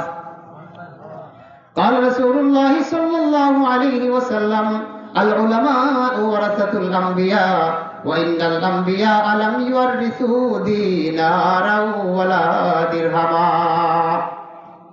নবীজি সাল্লাল্লাহু আলাইহি ওয়াসাল্লাম বলেন, জগতের উলামা ইকরাম হলো নবীদের ওয়ারিস। উলামা ইকরাম হলো নবীদের ওয়ারিস। কিসের ওয়ারিস? ওয়াইনাল আম্বিয়া লাম ইউরিসু দিনারা ওয়ালা দিরহামা। আর নবীরা কোন টাকা পয়সা, দিরহাম, দিনারের ওয়ারিস রেখে যান না। নবীরা কোন টাকা পয়সা রেখে যান না। ইন্নামা ওয়ারাসুল ইলম, নবীরা মিরাস হিসেবে ইলমকে রেখে যান, কোরআন হাদিসের ইলম রেখে যান। ও ভাইরা, মুসলমান ভাইরা, ভালো করে শুনেন। মাদ্রাসার ছাত্ররা, উলামা ইকরামরা যা পড়ে যা শিখে, নবীজির মিরাস তারা নেয়, নবীজির সম্পদটা নিচ্ছে। ইন্নামা ওয়ারাসুল ইলম, নবীরা টাকা পয়সা রেখে যান না, নবীরা ধন দৌলত রেখে যান না। নবীরা কোন সম্পদ যদি রেখে যায় তাহলে এটাও মিরাস হয় না, এটা বাইতুল মালে চলে যায়। নবীদের মিরাস হলো কোরআন হাদিসের ইলম, এই ইলমটাই হলো নবীজির মিরাস। নবীজি বলেন, ফামান আখাযাহু আখাযা বিহাজ্জিহি ওয়াফির। নবীজির এই মিরাস ইলম যারা পাইল, এরাই নবীজির ধনভাণ্ডার সব পায় গেল। আর যারা নবীজির মিরাস তেলাওয়াতে কোরআন, নবীজির ইলম যারা পাইল না, তারা নবীজির সম্পদ পাইল না। এজন্য নবীজির একটা মিশন হলো তেলাওয়াতে কোরআন। তো আমাদের এই মাদ্রাসায় কোরআন তেলাওয়াত শেখানো হয় কি হয় না? নবীর 2 নাম্বার মিশন হলো তাজকিয়া, আত্মশুদ্ধি, উম্মতের আত্মাকে পরিশুদ্ধ করা, গুনাহ থেকে মুক্ত করা, গুনাহ থেকে পবিত্র করা। কারণ মানুষের কলবের ভিতরে অনেক ধরনের ময়লা থাকে। নবী সাল্লাল্লাহু আলাইহি ওয়াসাল্লাম বলেছেন, আলা ইন্না ফিল জাসাদি লামুদগা, মানুষের দেহের ভিতরে একটা গোশতের টুকরা আছে। ইদা সালুহাত সালুহাল জাসাদু কুল্লু ওয়া ইদা ফাসাদাত ফাসাদাল জাসাদু কুল্লু। ওই ভিতরের গোশতের টুকরাটা যদি নষ্ট হয়ে যায় তাহলে দেহটা নষ্ট হয়ে যায়। আর এই গোশতের টুকরাটা যদি ভালো থাকে তাহলে দেহটা ভালো থাকে, পুরো দেহটাই ভালো থাকে। ওই গোশতের টুকরাটার নাম হলো, নবীজি বলেন, আলা ওয়াহিয়াল কলব, ওইটার নাম হলো কলব, আত্মা। ওই আত্মাটাকে পরিশুদ্ধ করার নাম হলো তাজকিয়া। এই তাজকিয়া, উম্মতের আত্মাকে পরিশুদ্ধ করা, এটা নবীজির 2 নম্বরের মিশন। ওয়া ইউআল্লিমুহুমুল কিতাব, নবীজির 3 নম্বর কাজ হলো কিতাব শিক্ষা দেওয়া, হালাল হারাম শিক্ষা দেওয়া। কোরআনে আল্লাহ কি হালাল করেছেন, কি হারাম করেছেন, এটা শিখানো ও নবীজির গুরুত্বপূর্ণ একটা দায়িত্ব। নবীজি খুলে খুলে উম্মতকে শিখিয়েছেন কোনটা হালাল কোনটা হারাম। ওয়াল হিকমা, এবং হিকমত মানে সুন্নত, নবীজি প্রতিটা কাজের সুন্নত শিখিয়েছেন। এমনকি ছোট্ট ছোট্ট কাজ, ইস্তেনজাটাও আমরা কিভাবে করবো এটার সুন্নতও শিখাইছেন, কি শিখান নাই? এই ছোট্ট বাচ্চাগুলোরে যদি জিজ্ঞাসা করেন এই ইস্তেনজার আদবগুলো বলো, সবাই বলতে পারবে? পারবে না? পানি খাওয়ার আদব কি যদি বলেন এরা বলে দিবে। নামাজের সুন্নত কয়টা বলে দিবে, নামাজের মাসআলা কয়টা বলে দিবে, কিভাবে দাঁড়াইতে হয় বলে দিবে, কিভাবে বসতে হয় বলে দিবে। এভাবে নবীজি প্রত্যেকটা কাজ নিজে উম্মতকে প্র্যাকটিক্যাল দেখাইছেন। এটা নবীজির 4 নম্বর দায়িত্ব। প্রত্যেকটা কাজ নবীজি প্র্যাকটিক্যাল দেখিয়েছেন। তাহলে নবীজির 4টা কাজ, 4টা মিশন। 1 নাম্বার হলো তেলাওয়াতে কোরআন, 2 নম্বরে তাজকিয়া, 3 নম্বরে কোরআনে কারীমের তালিম, 4 নম্বরে সুন্নত শেখানো। এই 4টা কাজ আমাদের কওমি মাদ্রাসায় হয় কি হয় না বলেন? হয় কি হয় না? শুধু হয় না, এই নবীজির 4টা মিশন দুনিয়ার একমাত্র প্রতিষ্ঠান যে এই কওমি মাদ্রাসাগুলোতে হয়। শুধু হয় না, সুচারুরূপে হয়, সুচারুরূপে আঞ্জাম দেওয়া হয়। আপনি সারা ভারতবর্ষ যদি তালাশ করেন, সবচেয়ে বিশুদ্ধ করে কোরআন তেলাওয়াত করতে পারে এমন মানুষগুলোকে যদি খুঁজে বের করেন, তালাশ করে বের করেন, তাহলে দেখবেন এই প্রত্যেকটা মানুষ দেওবন্দি মাদ্রাসার সন্তান। হক্কানি পীর মাশায়েখ এই পুরা ভারতবর্ষ যদি খুঁজেন, হক্কানি পীর মাশায়েখ যারা আছেন সবাই দেখবেন দেওবন্দি মাদ্রাসার সন্তান। এই জগৎ বিখ্যাত আশরাফ আলী থানভী রহমাতুল্লাহি আলাইহি, আমাদের কিশোরগঞ্জের রত্ন আতহার আলী রহমাতুল্লাহি আলাইহি দেওবন্দি মাদ্রাসার সন্তান। শুধু তাই নয়, সারা দুনিয়া ব্যাপী দাওয়াতের মেহনত নিয়ে যিনি বিপ্লব ঘটিয়েছেন, দাওয়াত ও তাবলীগের মাধ্যমে যিনি সারা দুনিয়ায় বিপ্লব ঘটিয়েছেন, দাওয়াত ও তাবলীগের প্রতিষ্ঠাতা ইলিয়াস রহমাতুল্লাহি আলাইহি ও দেওবন্দি মাদ্রাসার সন্তান। দেওবন্দের অবদান, দেওবন্দের সন্তানদের অবদান, এই কওমি মাদ্রাসার অবদান সারা দুনিয়া ব্যাপী।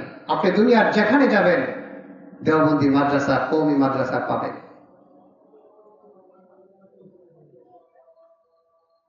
এবার এই মাদ্রাসায় যারা পড়ে, মাদ্রাসাগুলোতে যারা পড়ে, এই ছাত্রদের কি দাম? আমরা অনেকে আমাদের সন্তানদেরকে মাদ্রাসায় পড়াই, আমাদের সন্তানদের কি দাম, কি মূল্য? দুনিয়ার দৃষ্টিতে মাদ্রাসার ছাত্রদের মূল্য নাই। দুনিয়ার মানুষ মনে করে আরে এরা তো মাদ্রাসায় লিল্লাহ সদকা খায়, যাকাত ফিতরা খায়, ঠিক না? কি বলে? যাকাত ফিতরা খায় না? আমার বলতে মন চায়, কওমি মাদ্রাসার ছাত্ররা যাকাত ফিতরা খায়, এরা সাধারণ মানুষ স্বেচ্ছায় অনুপ্রাণিত হয়ে আল্লাহর হক যাকাত ফিতরা সেটা দান করে। আর যারা সরকারি বিভিন্ন প্রতিষ্ঠানে পড়ে তারা তাদেরটা খায়। যারা ভার্সিটিতে পড়ে এক একটা ছাত্রের পিছনে সরকারের হাজার হাজার লক্ষ লক্ষ টাকা ব্যয় হয়। আমার বাড়ির পাশে একটা প্রাইমারি স্কুল আছে, 3 জন শিক্ষক, এদের বেতন 3 জনে মিলে প্রায় 1 লাখ টাকা। ছাত্র সংখ্যা হইল 9 জন, 7 জন। তাহলে 7 জন ছাত্রের জন্য সরকারের শুধু ব্যয় 1 লক্ষ টাকা। প্রতি ছাত্রের পিছনে মাথা পিছু ব্যয় কত? কত? আর বলেন না, আরে 10,000-এর উপরে একটা ছাত্রের পিছনে সরকার ব্যয় করতেছে। আবার বই দিতেছে, আবার 2 দিন পরে পরে বৃত্তি দিতেছে। ভার্সিটিতে একটা ছাত্র মাস্টার্স কমপ্লিট করতে সরকারি প্রতিষ্ঠানে সরকারের লক্ষ লক্ষ টাকাকে খেয়ে তারা ভার্সিটিতে পড়াশোনা করে। আর মাদ্রাসার ছাত্রদের দিকে করুণার দৃষ্টিতে তাকায়, এরা যাকাত খায়। তোমার পিছনে যে সরকার লক্ষ লক্ষ টাকা ব্যয় করছে, এটা কার পয়সা? সরকারের বাপের পয়সা না আপনার আমার জনগণের খেটে খাওয়া মানুষের পয়সা? আবার তারা বাসে উঠলেও কয় আমি স্টুডেন্ট, হাফ ভাড়া। মাদ্রাসার ছাত্ররা আমরা তো জীবনেও বাসওয়ালারে হাফ ভাড়া দেই নাই। সরকারি পয়সায় পড়াশোনা করো, সরকারি পয়সায় ইঞ্জিনিয়ার হয়েছ, সরকারি পয়সায় অফিসার হয়েছ, জনগণের পয়সা খেয়ে অফিসার হয়েছ, আবার সেই চেয়ারে বসে জনগণের সাথে আবার চোখ রাঙাও, জনগণের কাছ থেকে আবার ঘুষ নাও, বাসে উঠে আবার হাত ভাড়া দাও, জনগণের বাসওয়ালাদের আবার হক নষ্ট করো। তোমরা আবার মাদ্রাসার ছাত্রদের দিকে করুণা দৃষ্টিতে তাকাও। তোমাদেরকে বড়ই আশ্চর্য লাগে। তো যাই হোক, মাদ্রাসার ছাত্রদের কি মর্যাদা আল্লাহর কাছে শোনেন। প্রথমত যারা মাদ্রাসায় পড়ে, মাদ্রাসায় যারা পড়ে এদের আমল নামায়, প্রথম ফায়দা হলো এদের আমল নামায় বিশাল বড় সবের এক ভান্ডার জমা হয়ে যায় তাদের আমল নামায়। কিভাবে? একজন মাদ্রাসার ছাত্র যখন মাদ্রাসায় পড়ে, কুরআনে কারীম যখন সে পড়ে, একটু আগে আমি শুনিয়েছি, একটা অক্ষর পড়লে কয়টা সওয়াব? বলেন বলেন বলেন, কয়টা সওয়াব? আপনার এই মাদ্রাসায় যারা পড়ে সারাদিনে কয়টা অক্ষর পড়ে? হ্যাঁ বলেন, কথা বলেন, কয়টা অক্ষর পড়ে? 100, 200, হাজারো হাজার অক্ষর পড়ে সে দৈনিক সে নেকি কামাই করতেছে কি পরিমাণ? আরে হিসাব করেন, কি পরিমাণ কামাই করছে? লক্ষ লক্ষ নেকি সে দৈনিক কামাই করে। আর আপনার যে সন্তানটা স্কুলে যায়, তার কামাই কয় পয়সা? সে স্কুলে গিয়ে সারাদিন এ বি সি ডি পড়ছে, সবগুলো অ আ সব করছে, নেকি কামাই করছে কয়টা? বলেন, কথা বলেন, আপনারা কি আমার কথা বুঝতেছেন? বলেন, সারাদিন সে ইংরেজি আলফাবেট অক্ষরগুলি পড়লো, বাংলা অক্ষরগুলি পড়লো, তার নেকি হইল কয়টা? কয়টা? আরে পড়াশোনা করার পরে চাকরি পাবে কি পাবে না, নাকি অটো চালাবে? বহুত মাস্টার পাস মানুষকে দেখি রাস্তায় অটো চালায়, ডেলিভারি ম্যানের চাকরি করে, কত চাকরি কত জায়গায় করে, চাকরি নাই, বেহুশ হয়ে আত্মহত্যা পর্যন্ত করে, এরকম নজির নাই? তাহলে নগদে কি পাইল দেখেন। আর মাদ্রাসার ছাত্রটা দৈনিক সে লক্ষ লক্ষ নেকি কামাই করতেছে। আর মাদ্রাসার ছাত্রটা যে তালিমটা সে গ্রহণ করে, মাদ্রাসার ছাত্রের তালিমের মধ্যে কোনো ভেজাল নাই, কোনো সন্দেহ নাই, আসমানি ইলম, ইলমে ওহী, এই ইলমে ওহীর মধ্যে কোনো ভেজাল নাই। আল্লাহ কোরআনে কারিমে জানায় দিয়েছেন, যালিকাল কিতাবু লা রাইবা ফীহ, আসমানি ইলম, এর মধ্যে কোনো সন্দেহ নাই। আর ওইদিকে স্কুলে যা পড়ে, স্কুলের একটা বাচ্চা পড়তেছে, হাট্টি মাটিম টিম, তারা মাঠে পারে ডিম, তাদের মাথায় খাড়া দুটো শিং, হাট্টি মাটিম টিম। বলেন, এই যে কবিতাটা পড়লো, আমাদের স্কুলের বাচ্চারা পড়ে কি পড়ে না? পড়ে না? বলেন, এই কথাটার, এই কবিতাটার কোনো বাস্তবতা আছে নাকি না পুরাটাই মিথ্যা? আপনারা এমন কোন প্রাণী দেখছেন যে দুইটা শিং আছে আবার ডিম পারে? তাহলে যে বাচ্চারা এই কবিতাটা পড়লো, এই বাচ্চাটা একটা মিথ্যা কথা শিখলো, অবাস্তব একটা কথা শিখলো। বলেন ঠিক কিনা? আর মাদ্রাসার ছাত্ররা যা পড়ে, সে পড়ে খায়রুকুম মান তাআল্লামাল কুরআনা ওয়া আল্লামা। এই মাদ্রাসার কচি বাচ্চারা সে পড়ে রিদার রাব্বি ফি রিদাল ওয়ালিদ ওয়া সাখাতুর রাব্বি ফি সাখাতিল ওয়ালিদ।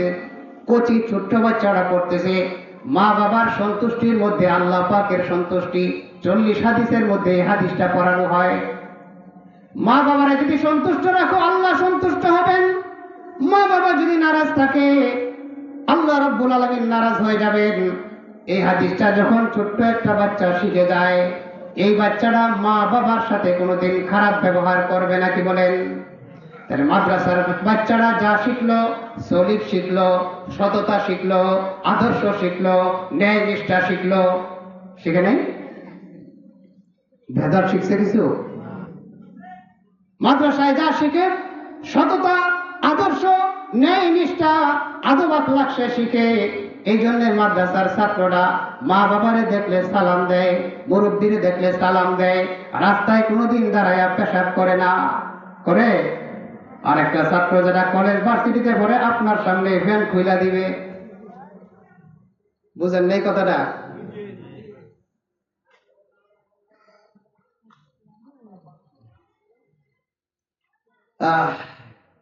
নবীজি সাল্লাল্লাহু আলাইহি ওয়াসাল্লাম আরো বলেন, হাদিস শরীফে ইরশাদ হয়েছে, নবীজি বলেন, মান সালাকা তরিকান ইয়ালতামিস ফীহি ইলমান সাহারাল্লাহু লাহু বিহি তরিকান ইলাল জান্নাহ।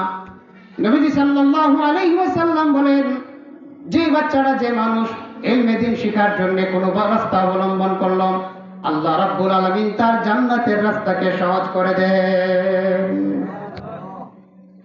وإن الملائكة لا تضع أجنحتها رضا لطالب العلم।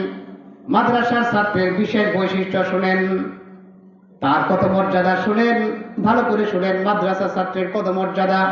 নবীজি বলেন, ইন্নাল মালাইকাতা, ফেরেশতারা, লা তাদউ আজনিহাতাহা, তাদের ওই ফেরেশতারা, মাসুম ফেরেশতারা, আল্লাহর বিশেষ বান্দারা, তাদের রহমতের ডানাগুলোকে মাদ্রাসার ছাত্রের পায়ের নিচে বিছাইয়া দেয়। বলেন, স্কুলের ছাত্র তার জন্য বিছায় নাকি? প্রফেসরের জন্য বিছায়, এমপির জন্য বিছায়, মন্ত্রীর জন্য বিছায়। হ্যাঁ, এমপি মন্ত্রীর জন্যও এক ধরনের লাল গালিচার ব্যবস্থা হয়। এমপি মন্ত্রীর লাল গালিচা আর ফেরেশতাদের পরের লাল গালিচা, দুইটার মধ্যে পার্থক্য আছে কি নাই? শুধু তাই নয়, নবীজি সাল্লাল্লাহু আলাইহি ওয়াসাল্লাম বলেন, ইউকালু লিসাহিবিল কুরআনি ইকরা ওয়ারতাকি। একজন কোরআন পড়নেওয়ালা যে কোরআন পড়ে তাকে বলা হবে আখিরাতের ময়দানে, কিয়ামতের ময়দানে আল্লাহ তাআলা বলবেন, ইকরা, ও হাফেজে কোরআন তুমি পড়তে থাকো, পড়তে থাকো, ওয়ারতাকি, আর উপরের দিকে উঠতে থাকো, বালাখানায় উঠতে থাকো। কামা কুনতা তুরাত্তিলু ফিদ দুনিয়া ফাইন্না মানজিলাকা ইনদা আখিরি আয়াতিন তাকরাউহা। পড়তে থাকো, তোমার পড়া যে পর্যন্ত না শেষ হবে এই পর্যন্ত তোমার মানজিল, যেখানে গিয়ে তোমার পড়া শেষ হবে ৬,২৩৬টা আয়াত কোরআনের, ওই হাফেজে কোরআন পড়তে থাকবে আর উপরের দিকে বালাখানায় উঠতে থাকবে। নবীজি সাল্লাল্লাহু আলাইহি ওয়াসাল্লাম আরো বলেন, মান ক্বারাআল কুরআনা ফাস্তাযারাহু ফাহাল্লা হালালাহু ওয়া হারামা হারামা। নবীজি বলেন, যে মানুষটা কোরআনে কারীম পড়লো, কোরআনের হালাল হারাম জানলো, হালাল হারাম অনুযায়ী পড়ালেখা করলো, আমল করলো, ফাদখালাহুল্লাহুল জান্নাহ, আল্লাহ রাব্বুল আলামিন তাকে জান্নাতে দাখিল করবেন, জান্নাতে প্রবেশ করাবেন। পরের অংশে আপনাদের জন্য আছে। এতক্ষণ চিন্তা করতেছেন খালি মাদ্রাসার ছাত্ররই দিব, আমার পুলারই দিব, আমার একটি দিব। তাহলে বুঝছেন মাদ্রাসার ছাত্রের কি ফজিলত। এরপরের অংশে নবীজি বলেন, যে মানুষটা এত কষ্ট করে নিজের সন্তানকে হাফেজে কোরআন বানায়, সারা বছর কত কষ্ট করে সন্তানটাকে রিক্সা চালায়, রিক্সা চালায় পেটের গুড়াইয়া সন্তানটারে মাসে টাকাটা দেয়,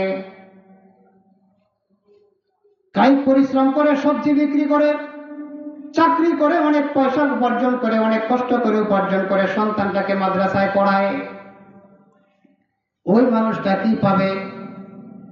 নবীজি বলেন, ওই হাফেজে কোরআনকে আল্লাহ জান্নাত দিবেন, শুধু তারে খুশি করবেন এটা নয়, আল্লাহ বড় দয়ালু।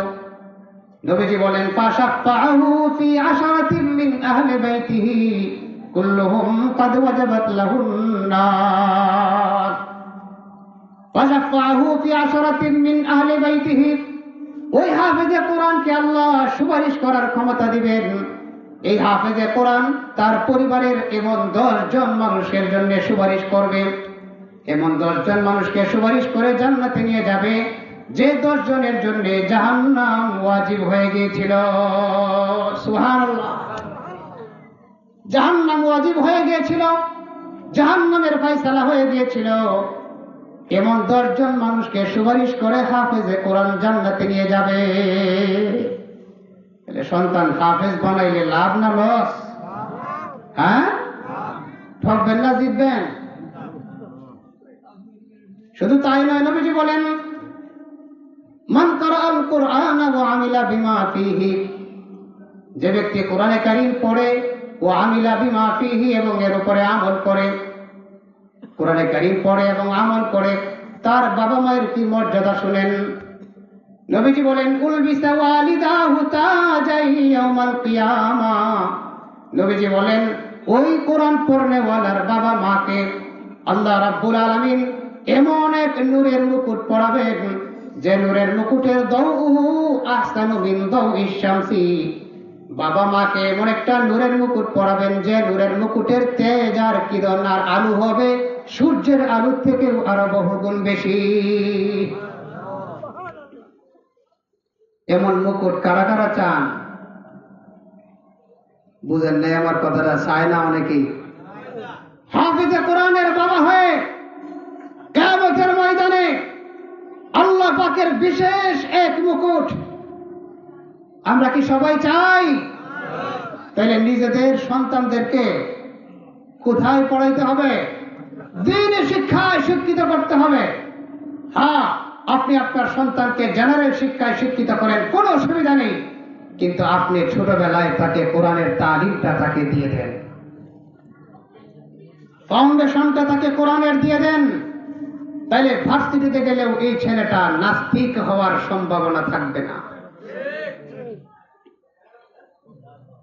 তাহলে আপনারা বুঝছেন আখেরাতে মাদ্রাসার একজন তালিবে ইলমের বাবা মা কি পাবে? বুঝে আসছে আমাদের?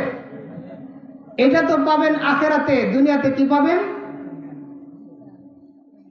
আপনি যদি আপনার সন্তানকে কোরআনের তালিমটা দেন, দুনিয়াতে সম্মান পাবেন, দুনিয়াতে আখেরাতে এক অনন্য সম্মান পাবেন, আর দুনিয়াতে পাবেন আদর্শ একটা সন্তান, আদর্শ নীতিবান একটা সন্তান পাবেন, যে সন্তানটা কোনোদিন আপনি বাবা আপনার দিকে চোখ তুলে তাকায় কোনোদিন কথা বলবে না, মা বাবাকে কোনোদিন কষ্ট দিবে না, মা বাবা কষ্ট পায় সে এমন কোনো কাজ করবে না। কারণ সে হাদিস শরীফে পড়েছে, নবীজি বলেছেন, হুমা জান্নাতুকা ওয়া নারুক, ও দুনিয়ার মানুষ জেনে রাখো, বাবা মা হলো তোমার জান্নাত, ওই বাবা মাই হলো তোমার জাহান্নাম। কোরআনে কারীমে আল্লাহ বলে দিয়েছেন, ওয়াসাইনাল ইনসানা বিওয়ালিদাইহি ইহসানা, মা বাবার সাথে সদাচরণের কথা আল্লাহ বলে দিয়েছেন। যখন এই সন্তানটা কোরআনে পড়বে বাবা মার সদাচরণের কথা, হাদিসে যখন পড়বে বাবা মায়ের সাথে সৎ ব্যবহারের কথা, এই সন্তানটা কোনোদিন বাবা মায়ের সঙ্গে সৎ ব্যবহার করতে পারবে না। সৎ ব্যবহার করবে, অসৎ ব্যবহার কোনোদিন এই সন্তানটা মা বাবার সাথে করতে পারবে না। মা বাবাকে কোনোদিন জোর করে গলা টিপ দিয়ে কোনোদিন টাকা চাইবে না, নেশার জন্য কোনোদিন তার বাবা মাকে প্রেসার দিবে না। এমন সন্তান মনে হয় আপনাদের এখানে নাই যে বাবা মারে নেশার জন্য টাকার জন্য চাপ দেয়, নেশা খাওয়ার জন্য বাবা মাকে প্রেসার দেয়, বাবা মার পকেট থেকে টাকা চুরি করে, নেশা খাওয়ার জন্য বাড়িঘর ভাঙচুর করে, নেশার জন্য পিতামাতাকে পর্যন্ত হত্যা করেছে। এরকম নজির আমাদের দেশে নাই? আপনাদের এলাকায় নেশা খায়, মদ খায়, নেশাখোর, বাবাখোর, ইয়াবাখোর, এমন যুবক মনে হয় আপনাদের এলাকায় না? আছে? মাদ্রাসার কয়জন? হ্যাঁ? তাহলে আপনার সন্তানকে যদি নেশার ছবল থেকে বাঁচাতে হয়, মাদক থেকে যদি রক্ষা করতে হয়, সমাজ বিধ্বংসী সকল কার্যক্রম থেকে যদি তাকে বাঁচাইতে হয়, সর্বোপরি আপনি বাবা মা যদি সন্তানের কাছে নিরাপদ থাকতে হয়, তাহলে সন্তানকে কোরআনের তালিম দেওয়া ছাড়া কোনো বিকল্প নাই। কি বলেন, ঠিক কিনা? একজন আদর্শ নীতিবান সন্তান যদি চান, কোরআনের তালিমটা তাকে আপনি দেন। দুনিয়াতে হয়তো খুব বেশি কিছু পাবেন না, দুনিয়াতে কোরআন পড়নেওয়ালা সন্তান আপনাকে হয়তো বাড়ি গাড়ি করে দিতে পারবে না, খুব বেশি হয়তো কিছু করতে পারবে না, কিন্তু জীবনটা দিয়ে দিবে আপনার পাশে দাঁড়ানোর জন্য। আপনি অসুস্থ হয়েছেন, আপনার পাশে দাঁড়াবে, আজীবন আপনার খেদমত করার চেষ্টা করবে। দুনিয়াতে যতদিন বেঁচে থাকেন খেদমত করবেন, অসুস্থ হয়ে গেছেন খেদমত করবে, মৃত্যুর সময় আপনার দুয়ারে আপনার পাশে বসে কোরআনে কারীম তেলাওয়াত করা শুরু করবে। কোরআন শিখাও ছেলে মেয়েকে ওহে মুসলমান, কোরআন শিখাও ছেলে মেয়েকে ওহে মুসলমান, জান কবজের সময় তোমার হইবে রে আসান। একটি ছেলে আলেম হলে, একটি ছেলে হাফেজ হলে কোরআন পড়বে মৃত্যুকালে,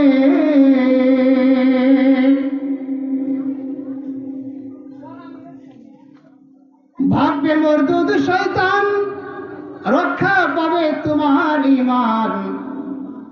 কোরআন শিখাও ছেলে মেয়েকে ওহে মুসলমান, জান কবজের সময় তোমার হইবে রে আসান। আপনার মৃত্যু সজ্জায় জান বাহির হবে, আপনার ছেলেটা যদি কোরআন পড়তে পারে কোরআন নিয়ে বসে যাবে, আপনার দুনিয়ার থেকে বিদায় হওয়াটা আসান হয়ে যাবে।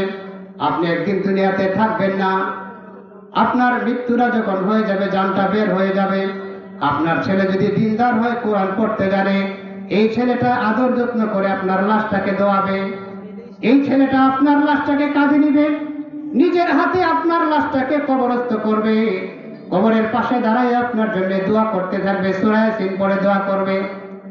এই ছেলেটা যতদিন বেঁচে থাকবে ততদিন পর্যন্ত আপনার জন্য দোয়া করবে, রব্বির হামহুমা কামা রব্বায়ানি সগীরা। পড়বে না?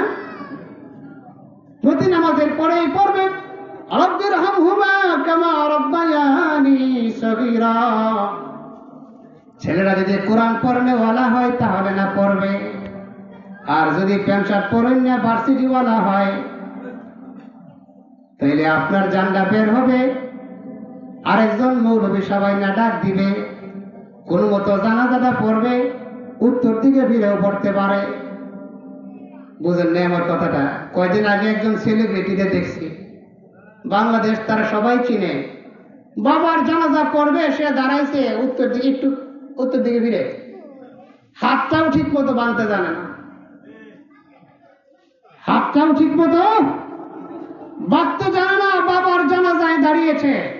বলেন এই সন্তান বাবার মৃত্যুর পরে কয়দিন হাত উঠায় দোয়া করবে? হ্যাঁ, তো হাতই উঠাইতে জানে না। বছরে হয়তো একদিন মনে পড়বে আপনাকে, মসজিদের ইমাম সাহেবরে ডাইকা আনবে দোয়া করানোর জন্য, মসজিদের ইমাম সাহেব হাদিয়া নিবে, দাওয়াত খাবে। এই হাদিয়া নেওয়া আর দাওয়াত খাওয়ায় কোনো সওয়াব হবে না, কোনো সওয়াব নাই, কোনো সওয়াব নাই। মৃত ব্যক্তির নামে টাকা খাইয়া দাওয়াত খাইয়া দোয়া করলে কোনো সওয়াব হয় না, মৌলবী সাহেবও দোয়া করে কোনো সওয়াব পাবে না, আপনিও কবরে বসে একটা কানা করেও সওয়াবও পাবেন না। আর আপনার সন্তানটাকে যদি কোরআন পড়ায় যান, আপনার সন্তান যখনই মনে হবে আপনার জন্য দুইটা হাত উঠায় দিয়া 3 বার সূরা ইখলাস পড়ে হাত উঠায় দিবে, সন্তান বাবার জন্য মায়ের জন্য হাত উঠাবে, হাতটা উঠাইতে দেরি হবে, আল্লাহর খুদার আরশ পর্যন্ত পৌঁছতে দেরি হবে না। নবীজি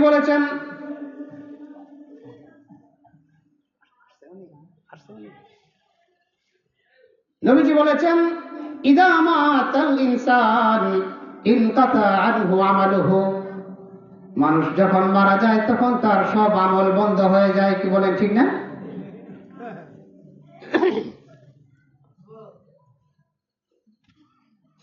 কোন মানুষ যখন মারা যায় সঙ্গে সঙ্গে তার আমল বন্ধ হয়ে যায়, তার আমল করার কোনো সুযোগ থাকে না। তবে নবীজি বলেন, ইল্লা মিন সালাত, তবে 3টা আমল তার কবরে পৌঁছতে পারে। 1 নাম্বার হলো ইলমুন ইউনতাফাউ বিহি, কাউরে যদি দ্বীনি ইলম শিখায় যায়, দ্বীনি ইলম যদি শিখায় যায়, সে আরেকজনকে শিখাবে। মাদ্রাসার হুজুর একজন ছাত্ররে পড়াইছেন, ওই ছাত্র আরেকজন ছাত্ররে পড়াবে, ওই ছাত্র আরেকজন ছাত্ররে পড়াবে। যত মানুষ পড়বে আর পড়াবে, প্রত্যেকের সওয়াব ওই যে ব্যক্তি শিখাইছে প্রথম তার আমল নামায় গিয়া পৌঁছবে। কি বলেন, পৌঁছবে না? এই জন্য আমরা মাদ্রাসাতে পড়াই, বুঝেন? যে কয় টাকা বেতন পায় হুজুর, এই কয় টাকা বেতন অটো চালাইলেও পাওয়া যায়, রিক্সা চালাইলেও পাওয়া যায়, এর চেয়ে আরো বেশি পাওয়া যায়। পাওয়া যায় না? একটা অটো ড্রাইভার সেও ইচ্ছা করলে মাসে 30,000 কামাই করতে পারে, পারে না? আপনার এই মাদ্রাসার হুজুরের বেতন কত বলেন তো দেখি, বলেন কয় হাজার? 500 বাড়ছে। 500 বাড়তে না জানি কত আন্দোলন করা লাগছে, 500 বাড়তে না জানি কয় বছর অপেক্ষা করা লাগছে। আর 3 জনে যদি বলে যে 500 বাড়ানো হোক, 5 জনে কয় কি দরকার, আরেকজন হুজুর লইয়া 10,000 টাকা দিয়া। ঠিক আছে নি আমার কথা? মসজিদের ইমাম সাহেবের বেতন 10,000, যদি হুজুর কয় যে একটু বাড়ান, সভাপতি সাহেবের মন বেজার। হুজুরের আর কাম নাই, খায়া খালি কয় বেতন বাড়ানোর লেগে। আর কিছু মানুষ আছে কইব হুজুরের তো আল্লাহ খাওয়ায়। হ্যাঁ কি কর হুজুর আরে আল্লাহ খাওয়া। আমার এক মুসল্লি আছে, ও মাঝে মধ্যে এগুলি কর, হুজুর আরে তো আল্লাহ খাওয়া, আমি আপনার একে শয়তানে খাওয়া। আল্লাহরে খাওয়া এই কথার উদ্দেশ্য কি? হুজুরের আর বাড়ানো দরকার নাই, হুজুর তো হাওয়া বাতাস খাই থাক। হুজুর যখন বাজার করতে যায়, আপনার কাছ থেকে ডাল 110 টাকা নেয়, হুজুরের কাছ থেকেও 110 টাকাই নেয়, কম নেয়। এরপরেও হুজুর মাদ্রাসায় থাকে কেন? মাদ্রাসায় পড়ায় কেন? ওই যে মাকসাদ একটা বলছিলাম, ইলমুন ইয়ানতাফাউ বিহি, ওই ইলম মরা যাওয়ার পরেও কবরে পৌঁছতে থাকে। এই যে ইলমে দ্বীন হুজুরে শিখাচ্ছেন, একটা বাচ্চাকে শিখালেন বিসমিল্লাহির রহমানির রহিম, এই বাচ্চাটা আরেকজনকে শিখাবে বিসমিল্লাহির রহমানির রহিম, এই বাচ্চাটা আরেকজনকে শিখাবে বিসমিল্লাহির রহমানির রহিম। এভাবে তার সওয়াবের একটা ধারাবাহিকতা কিয়ামত পর্যন্ত তার কবরে পৌঁছতে থাকবে। কিয়ামত পর্যন্ত পৌঁছবে হুজুরের আমল নামা কবরে। এই জন্য হুজুর খায়া না খায়া মাদ্রাসায় পড়ে থাকে। নবীজি বলেন 3টা আমল কবরে পৌঁছে, এর মধ্যে একটা হলো ইলমুন ইউনতাফাউ বিহি, 2 নম্বরে হলো ওয়ালাদুন সালিহ, ওই নেককার সন্তান যে ইয়াদউ লাহু, তার বাবা মায়ের জন্য দোয়া করে, ওই নেককার সন্তানের দোয়া বাবা মায়ের কবরে পৌঁছে। ওই সন্তান যখন বাবা মায়ের জন্য বলবে রাব্বির হামহুমা কামা রাব্বায়ানি সগীরা, ও আল্লাহ আমার বাবা মারে মাফ করে দাও, ও আল্লাহ আমার বাবা মায়ের উপরে দোয়া করো, আমি যখন ছোট ছিলাম, আমি যখন অসহায় ছিলাম, আমার বাবা মা আমাকে যেভাবে যত্ন করেছিল, ও যুবক ভাইরা, অনেক যুবক ভাইরা নিজের মা বাবার সাথে অসৎ ব্যবহার করেন, আছে নাই মন যুবক? এখন শরীরে রক্তটা গরম, মায় ডাক দিলে কথা শুনতে মন চায় না, বাবা ডাক দিলে কথা শুনতে মন চায় না। ও যুবকরা বলো, সবচেয়ে বেশি ঝাড়ি দিয়া কথা কয় কার সাথে? বলেন, আজকের যুবক কিশোর কার সঙ্গে সবচেয়ে বেশি ঝাড়ি দিয়া কথা কয়?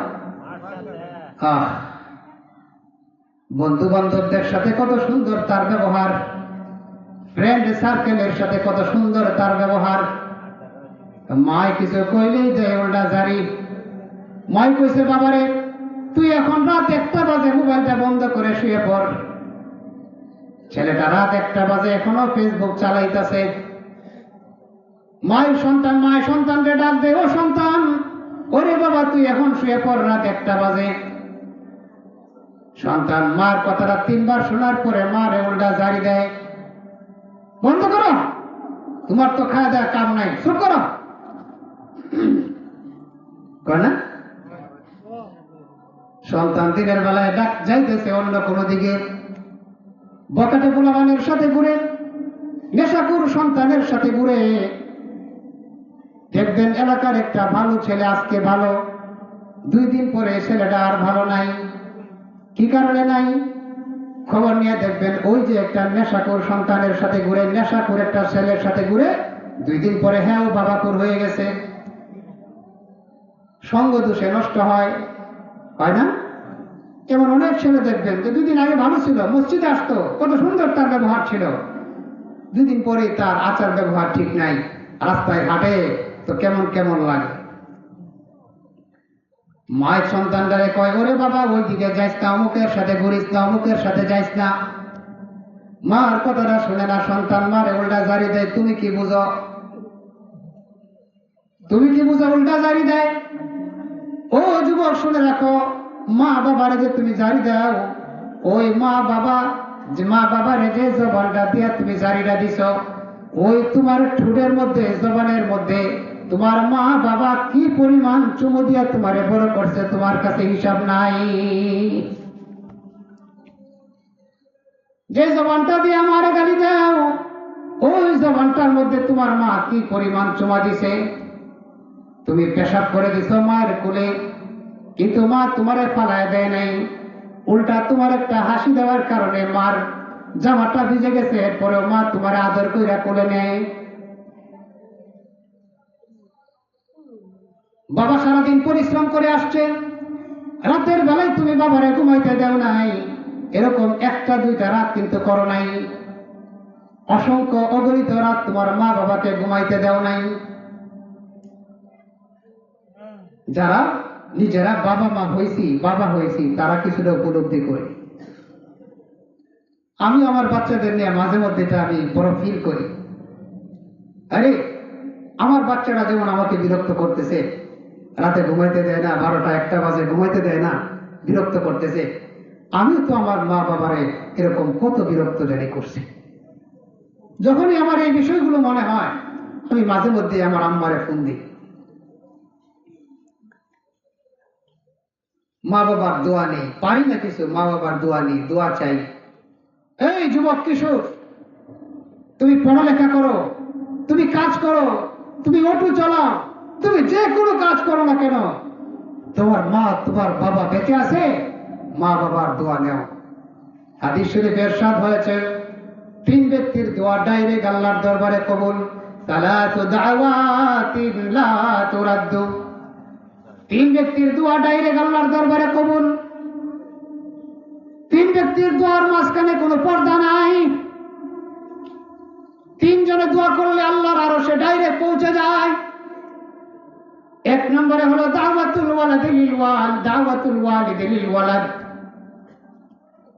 পিতামাতা যখন সন্তানের জন্য দোয়া করে, পিতামাতা যখন সন্তানের জন্য হাত উঠায় দেয়, পিতামাতা যখন মা যখন সন্তানের জন্য হাত উঠায় দেয়, মা হাতটা উঠাইতে দেরি হয়, আল্লাহর দরবারে দোয়াটা পৌঁছতে দেরি হয় না। ও যুবক, মার দোয়া নেও। অনেকে দোয়া নেওয়ার জন্য পরীক্ষা আসছে, সফলতার জন্য, সন্তান হয় না, সন্তান হওয়ার জন্য দোয়া নেওয়ার জন্য বিভিন্ন সময় বাবার দরবারে দৌড়ায়, মাজারে মাজারে দৌড়ায়, আছে না নাই? বাবার কাছে যায় না?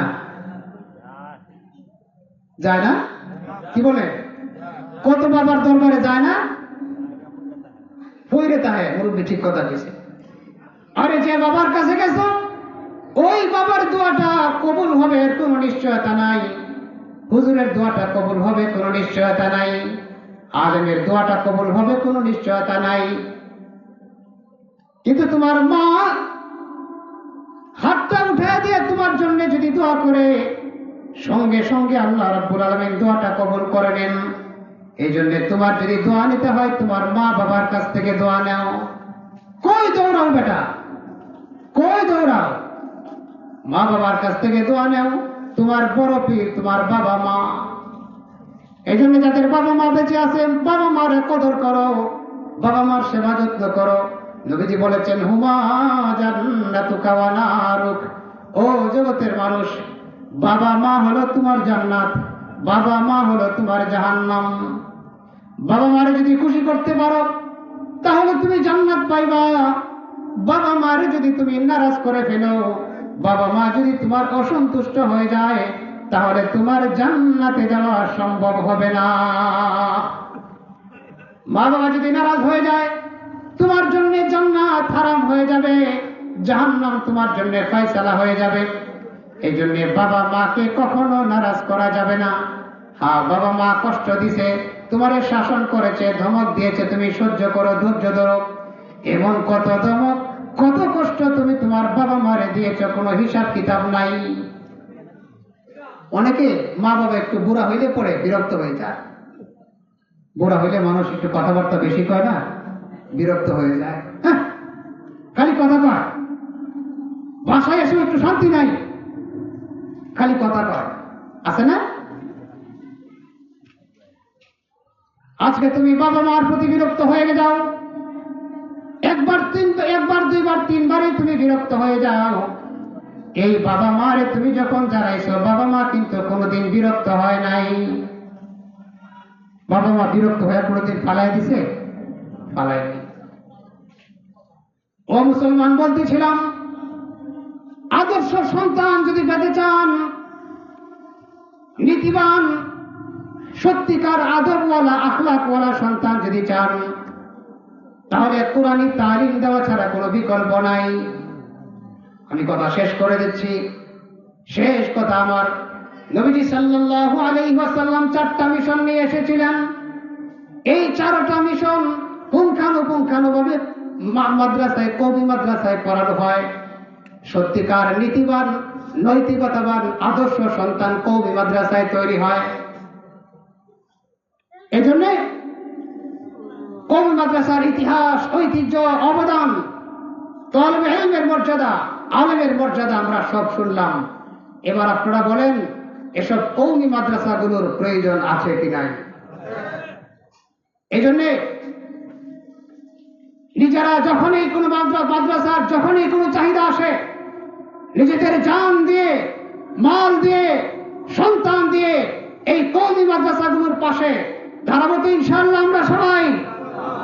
আল্লাহ তাআলা আমাদের সকলকে কবুল করুন, এই মাদ্রাসাগুলোকে কবুল করুন। আজীবন এই মাদ্রাসাগুলো যেন দাঁড়িয়ে থাকে, কিয়ামত পর্যন্ত এই প্রতিষ্ঠানগুলো যেন দাঁড়িয়ে থাকে।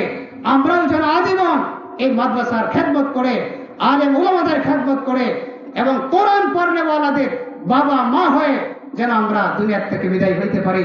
আল্লাহ তাআলা আমাদের সকলকে তৌফিক দান করুন। হাযা ওয়া আখিরু দাওয়ানা আলহামদুলিল্লাহি রাব্বিল আলামিন।